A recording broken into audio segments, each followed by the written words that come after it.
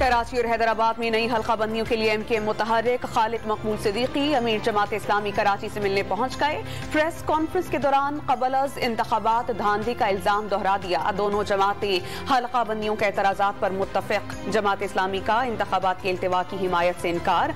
हाफिज नईम ने कल वज़ीर आला हाउस के सामने धरने का ऐलान कर दिया। वफाकी हुकूमत का दहशत गर्दों से निपटने के लिए सूबाई CTDs की मदद करने का ऐलान। वज़ीर दाखिला राना सनाउल्लाह ने प्रेस कॉन्फ्रेंस के दौरान इंसदाद दहशत गर्दी के इदारे को भरपूर अंदाज में मुतहर्रिक करने का अज़्म जाहिर किया।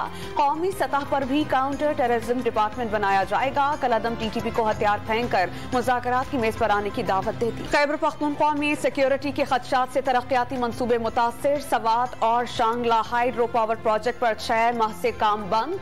सवात से चीनी इंजीनियर्स भी इस्लामाबाद मुंतकिल कर दिए गए। फवाद चौधरी का इमरान खान पर हमले की तहकीकात में हीले बहानों का इल्जाम। प्रेस कॉन्फ्रेंस में दावा किया गया कि साबित हो गया कि इमरान खान के गार्ड्स ने गोली नहीं चलाई थी।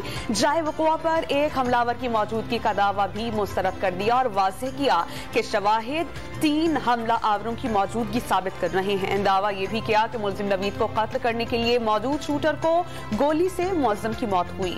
रहीम यार खान में पुरस्कार बीमारी से एक ही खानदान के 12 अफराद की मौत। इंतजामिया और महकमा सेहत की दौड़ें लग गई। पुरस्कार बीमारी का खोज लगाने के लिए कमिश्नर बहावलपुर की सरबराही में महकमा सेहत की टीम रुकनपुर पहुंच गई। और रावलपिंडी के थाना धमियाल की हुदूद में दुकान पर डकैती। मज़ाहमत पर दुकान का मालिक कत्ल। मुल्जिमान मोबाइल फोन और नकदी लूट कर फरार।